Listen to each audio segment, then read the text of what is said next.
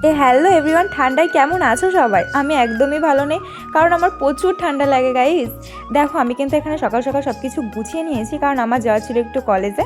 তো আমি এখানে পৌঁছেও গেছি। তো এবার ভেতরে ঢোকার পালা। তো যাওয়ার পরে দেখি আমার বান্ধবীরা আগে থেকেই চলে এসেছিলো। তো ওদের একটু ভিডিও করতে গেছি বলে ওরা লজ্জা পেয়ে গেছে, কারণ আমার কলেজে একটু দরকার ছিল, ওই কারণেই যাওয়া। তো সব কাজ কমপ্লিট করে আমি এখানে বাড়িতেও যাচ্ছিলাম। তো বাড়িতে চলে আসার পরে এখানে মা দিয়েছিল আমাকে ভাত খেতে। খাওয়া দাওয়া করার পরে নিচে গিয়ে দেখি এসেছিলো আমার কাকা। তো এই দেখো আমার কাকার সঙ্গে কথাবার্তা বলার পরে কাকা কিন্তু দিকে বাড়িতেও চলে গেছে। দেন তারপর আমি বিকালে একটু রেডি হয়েছিলাম, কারণ আমার একটু বেরোনো ছিল ভাই বোনের সঙ্গে।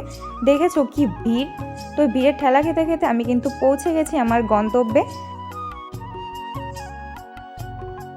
ঈদ পড়ার পরে কিন্তু আমি একদিনও আসতে পারিনি, আজকেই আসলাম। তো আমি অনেক দিন ধরে ভাবছিলাম আসবো আসবো, কিন্তু আসাই হচ্ছিল না। হাইওয়ের পাশেই কিন্তু দোকানটা। তো ভাই আর বোন গেছিলো মোমো আনতে, আমি এখানে বেশ কিছুক্ষণ বসেছিলাম। এই যে চলে এসছে মোমো। বিশ্বাস করো গাইস, কি বলবো তোমাদের, এক একটা বাইট জাস্ট ওয়াও ছিল খেতে। আমি কিন্তু এখানে পার্সোনালি যাই স্যুপই খেতে, কারণ এখানকার স্যুপটা আমার ভীষণ ভালো লাগে, ভীষণ কি বলবো। তো খাওয়া দাওয়ার পর আমরা চলে গেছিলাম স্টেশনে। তো বেশ কিছুক্ষণ দাঁড়িয়ে থাকার পর আমাদের ট্রেন চলে এসেছিলো। তো ট্রেন থেকে নামার পরে আমি আমাদের স্টেশন থেকে খেয়েছিলাম এক কাপ চা। খাওয়ার পর আমি এখানে কেক খেতে খেতে টুকটুক করে যাচ্ছিলাম বাড়ির দিকে। তো আজকের মতো এইটুকুই, দেখা হবে পরের একটা ভিডিওতে।